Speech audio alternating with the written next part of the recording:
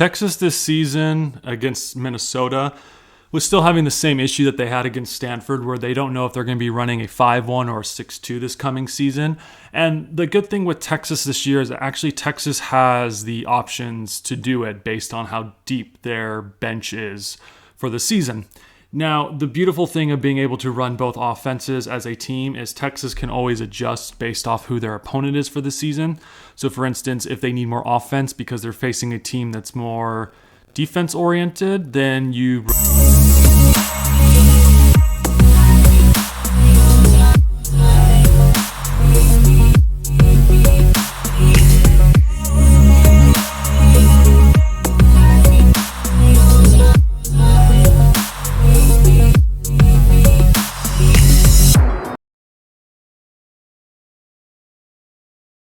Texas this season against Minnesota was still having the same issue that they had against Stanford, where they don't know if they're going to be running a 5-1 or a 6-2 this coming season.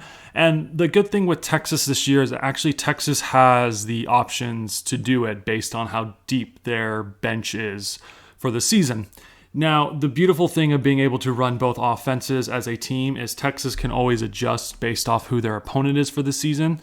So, for instance, if they need more offense because they're facing a team that's more defense-oriented, then you run a 6-2 because then you get more offense potentially. Or if you're up against a team that has a more of a offensive mindset, then you could run a 5-1 because 5-1 is potentially more defensive effort as well. It really just all depends on what Texas is looking to do, but having these options for Texas is going to be huge for them the longer the season goes and the deeper the playoffs they go for Texas. So Texas is in a really good situation. If I were them, I'd consider being able to alternate between sets to figure out what's the best, maybe even run it during practice as well, as it can help with being able to have options should you face trouble during the season. Now, the other thing too with Texas, even though they have the issue of trying to figure out if they're going to run a 5-1 or a 6-2, they also still have a serve-receive problem.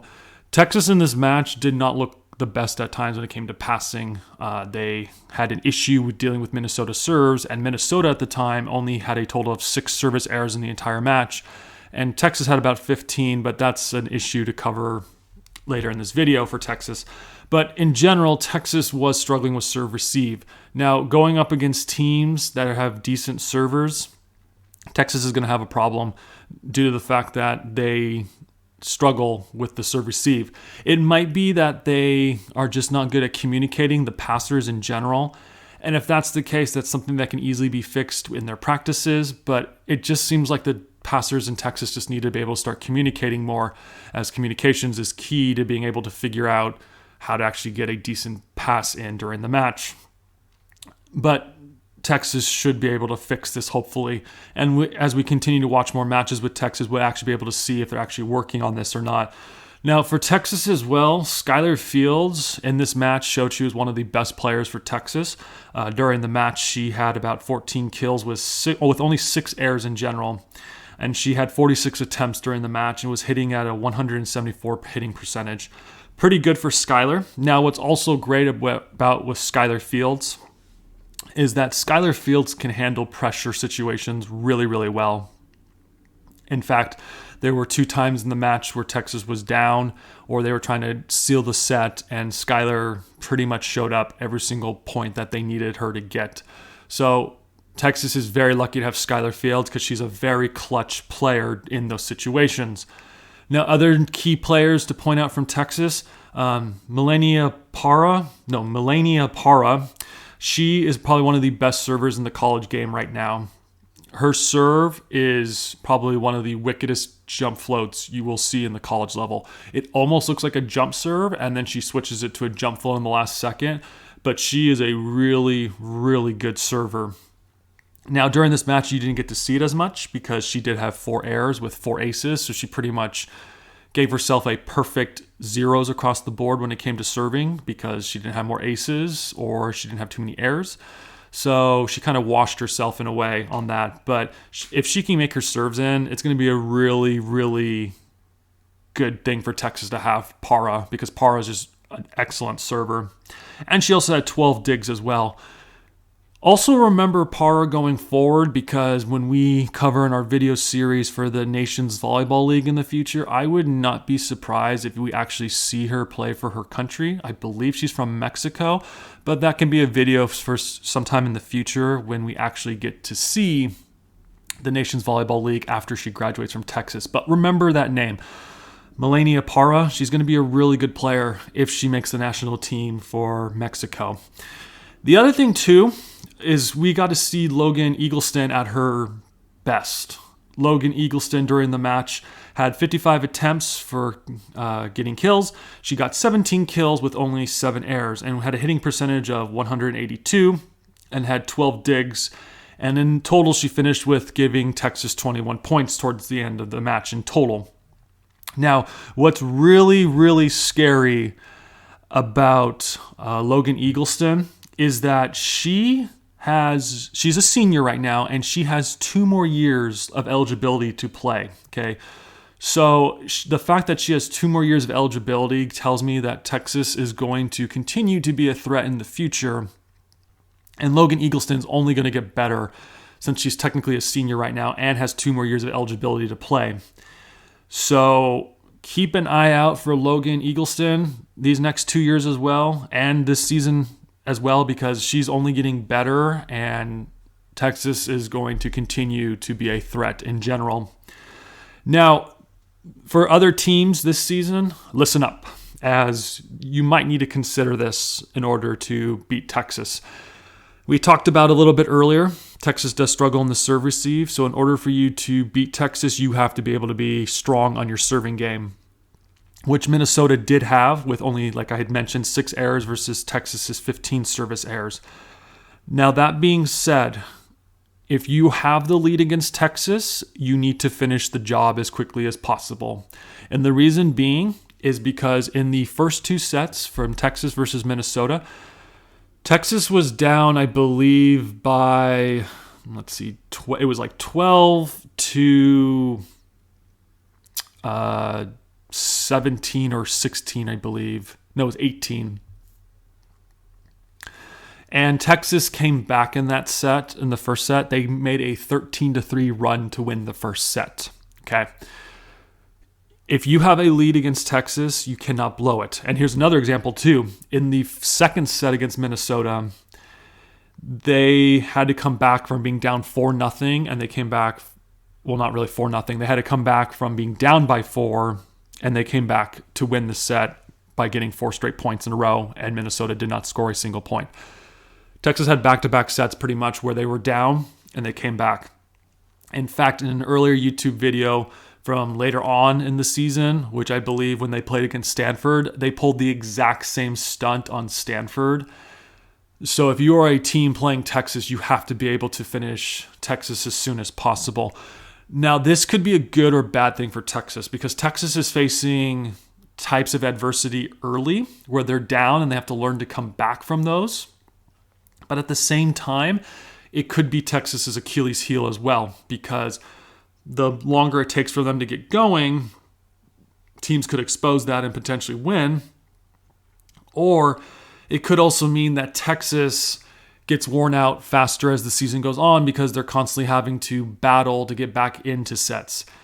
I think it's more of the fact that Texas is going to be playoff ready in these situations because they've done this against Stanford and they did it with Minnesota. And obviously this game against Minnesota happened earlier in the season, but it's still something to keep an eye out is how often does Texas make a run to come back from being down for most of the set? That's a scary thought with Texas in general, because that means that Texas is learning how to come back from difficulty. And so if you're an opposing team and you're up on Texas, do not let your foot off the gas, as Texas is going to be able to potentially come back because they're pretty much teaching themselves how to come back from those situations. So stay strong against Texas if you're playing them, because if you don't, they're going to expose that and make runs and come back to win sets when they need to.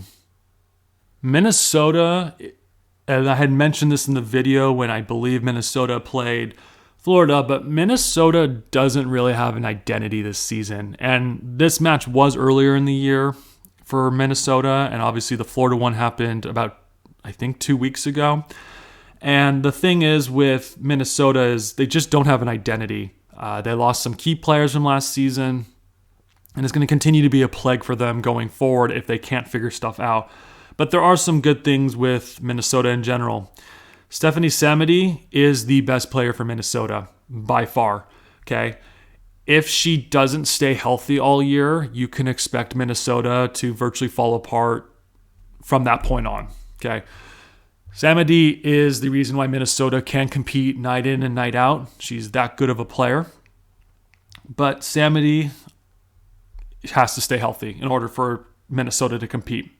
Now, the good thing with Samity is during this match, she had 55 attempts and she had 21 kills with only 8 hitting errors and was hitting at 236 hitting percentage.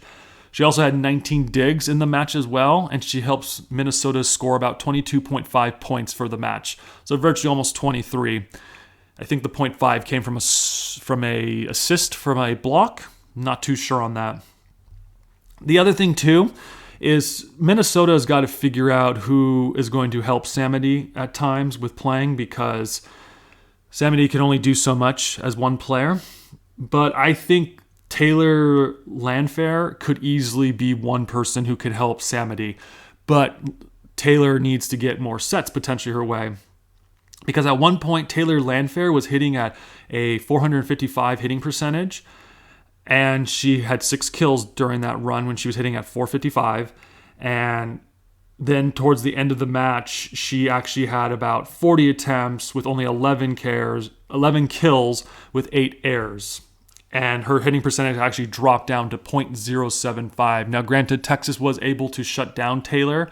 But if Taylor can figure things out and hit at a high, consistent level like Samity, Minnesota is going to be that much better. But Taylor Landfair has to be able to get her confidence up and has to be able to improve as the season progresses for Minnesota. Now, passing could be better for Minnesota. Minnesota right now, in my opinion, doesn't have good passing because their middles aren't involved as much. But the thing is, I believe Katie Myers might be the answer to their middle situation. I think Katie Myers needs to be more involved in the offense. She moves pretty well on the court, and she didn't have that many attempts for getting kills during the match, but she does move pretty well. And when she does get kills, it's not always an instant point, but it almost is, because her footwork is actually pretty decent. And it's really hard to find middles at the college level who can actually do, who do have good footwork in general. So I think Katie Myers needs to get more involved in the offensive system at Minnesota if Minnesota has any chance of competing with teams night in and night out. Now, the other thing too is Jenna Winnes. Jenna Winnes needs to figure out how to be more consistent with her serves. Jenna is a great hitter, but her serves tend to be a problem. She didn't go on a serving run at all against Texas. I think she had maybe like a few serves here and there, but that's pretty much about it. She did finish the match hitting .229 with a hitting percentage, and she was able to hold herself and compete, but I think Jenna needs to help in the offense as well, because Jenna can actually help Samity with being able to lighten the burden at times, because Samity can put a ball away at any time, but you want to save Samity for those clutch plays when you need them. So maybe Jenna needs to be more involved in the offense, or maybe she should be starting. I don't know at this point. Now, the thing with Minnesota too is they did get extremely lucky that Texas did choke on that third set. Texas was making a comeback in the third set, and then they ended up not being able to finish the set completely. Minnesota needs to be able to figure out how to close out sets when they matter, and they need to be able to focus when the time comes. They're very lucky that Texas didn't actually sweep them during the match, because I believe Texas would have done it if they didn't not only choke, but also made some, I guess we call them silly errors at times for Texas. But Minnesota did get pretty lucky that they didn't get swept during this match. Now, the final thing, and I've kind of been talking about it here and there, is that Minnesota needs to figure out how to spread out the ball more. Samity can only carry a team for so long before the weight of the season will take its toll on her. They also need to figure out how to get their back row defense better because Minnesota did have a decent block against Texas. And in the end, they also had more digs than Texas. In fact, Minnesota had 79 digs versus Texas's 73. And you're probably wondering, well, then why is it that they need to work on their back row defense? Well, it's because there's times that their blockers are slowing down the hitting from the opposing team. And if their back row defense can actually get a decent pass in on the defensive end and the out of system, then their middles can get more involved, like Katie Myers. And I honestly believe Katie Myers needs to be a huge contributor on the offense for Texas. I think the season might actually revolve around both Katie Myers and Taylor Landfair. I think if those two girls can figure it out, I think Minnesota is going to get back on track to be able to start winning again. And not only that, but be able to actually compete in general. Because you got to remember, like I just said, Texas did win this match, but it took them 4 sets. And Minnesota, for how they were playing in general, they might have been able to actually beat Texas because Hugh McCutcheon's a really good coach and he understands how to get the best out of his girls. I mean, listen to these scores from this match. Texas won the first set 26-24, and then they won the second set 25-21. And then when Minnesota did win, it was 21-25, and then the fourth set, Texas won it 25-22. So Minnesota was competing with Texas for most of the night. It's just Minnesota just needs more offense from their players, and they also just need to be able to play better defense in the back row, and potentially they can compete with teams like Texas all year round. But I still think if Myers and Fairfield can figure it out, no, not Fairfield, Landfair. If Landfair and Myers can figure it out, I think Minnesota is going to help get back on track for the season. But like we said, we were watching this to get a better understanding of these teams. But I believe if those two can start getting more involved in the offense, it's going to help with Samity a lot. And Minnesota is going to be able to start competing more with teams and actually start making some noise this season at the collegiate level. That's it for today's video, guys. I'd like to thank you for taking the time to listen about when number 1 Texas took on number 10 Minnesota back on September 1st of 2021. And with that being said, guys, I'd like to ask that if you enjoyed this YouTube content, that you please like and subscribe to this YouTube channel, as every like and subscription that we have can help grow this YouTube channel so that we can be able to keep talking about the game of volleyball and be able to figure out what's happening in the volleyball world at this time. I'd like to thank you again for taking your time out of your day to listen. Thank you, and goodbye.